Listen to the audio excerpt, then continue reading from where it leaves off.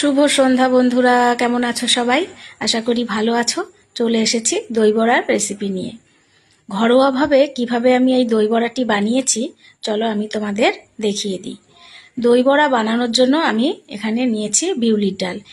বিউলির ডাল আমি 3-4 বার মতো ভালোভাবে জলে ধুয়ে নিয়েছি, তারপর 5-6 ঘন্টা মতো ভিজিয়ে রেখেছিলাম। তারপর আমি এটা মিক্সিতে দিয়ে ভালোভাবে পেস্ট করে নিয়েছি। এরপর আমি এই ডাল বাটাটা 7-8 মিনিট ধরে এইভাবে ফেটিয়ে নিয়েছি। তারপর একটা বাটির মধ্যে জল দিয়ে একটুখানি ডাল বাটা ওর মধ্যে দিয়ে দিলাম, দেখলাম জলের উপরে ভেসে উঠেছে, তার মানে আমার এটা রেডি হয়ে গেছে। এরপর আমি এর মধ্যে দিয়ে দিয়েছি একটু মৌরি আর একটু জিরে, আর দিয়েছি স্বাদ অনুযায়ী লবণ। এবার এটাকে আমি ভালোভাবে মিশিয়ে নেব। আর এদিকে দেখো, কড়াইতে দিয়ে দিয়েছি 1/2 চামচ মতো সাদা তেল। আর সাদা তেলটা একটু গরম হলে এর মধ্যে ফোড়নে দিয়েছি একটু সর্ষে, গোটা জিরে আর একটু আদা কুচি। তারপর এর মধ্যে দিয়ে দিয়েছি একটু কারি পাতা। এবার এটাকে একটু নাড়াচাড়া করে গ্যাসের আঁচটা বন্ধ করে দিয়ে এর মধ্যে দিয়ে দিয়েছি জল। এই জলটা আমি একটা পাত্রে ঢেলে নেব। তারপর আমি এর মধ্যে দিয়ে দেবো 1/2 চামচ মতো লবণ আর 1 চামচ মতো চিনি। এবার এটাকে ভালোভাবে মিশিয়ে নেব। ডালের বড়াগুলো ভেজে প্রথমে আমি এই জলের মধ্যে কিছুক্ষণ ডুবিয়ে রেখে দেব, এতে বড়াগুলো সুন্দর নরম হয়ে যাবে।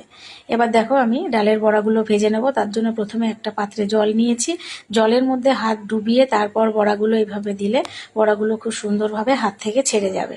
দেখো, এইভাবে আমি আস্তে আস্তে বড়াগুলো সব দিয়ে দিয়েছি। আর গ্যাসের আঁচটা একদম কমিয়ে রাখতে হবে, আর তেলটা খুব বেশি গরম করা যাবে না, হালকা একটু গরম হলেই ডালের বড়াগুলো দিয়ে দিতে হবে। গ্যাসের আঁচটা একদম কমিয়ে দিয়ে ডালের বড়াগুলো আস্তে আস্তে সমস্ত ভেজে নিতে হবে। খুব বেশি লাল করে ভাজার দরকার নেই, গ্যাসের আঁচটা কমিয়ে আস্তে আস্তে হালকা একটু ভাজা হলেই এগুলো তুলে নিতে হবে। দেখো, এখানে আমার ডালের বড়াগুলো ভাজা হয়ে গেছে। এবার আমি এগুলো একটা পাত্রের মধ্যে তুলে নিয়েছি। তারপর আমি এই ডালের বড়াগুলোকে দিয়ে দেব যে জলটা আমি রেডি করে রেখেছিলাম সেই জলের মধ্যে। দেখো, জলের মধ্যে সব বড়াগুলো দিয়ে দিয়েছি। তারপর একটা খুন্তির সাহায্যে এগুলোকে আমি জলের মধ্যে ডুবিয়ে দেব। সমস্ত বড়াগুলো ভেজে আমি এর মধ্যে ডুবিয়ে দেব। দেখো, বড়াগুলো জল কেমন টেনে একদম নরম সফট হয়ে গেছে, কতটা স্পঞ্জি হয়েছে দেখো। এবার হালকা হাতে আস্তে আস্তে চাপ দিয়ে জলগুলোকে বার করে দিতে হবে। খুব জোরে বেশি চাপ দেওয়া যাবে না, তাহলে বড়াগুলো ভেঙে যাবে। তারপর দেখো, এখানে আমি দইয়ের ব্যাটারটা তৈরি করে নিচ্ছি।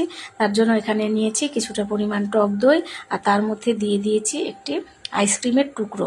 তারপর দিয়েছি 5-6 চামচ মতো চিনি আর সামান্য একটু লবণ। এটা স্বাদ অনুযায়ী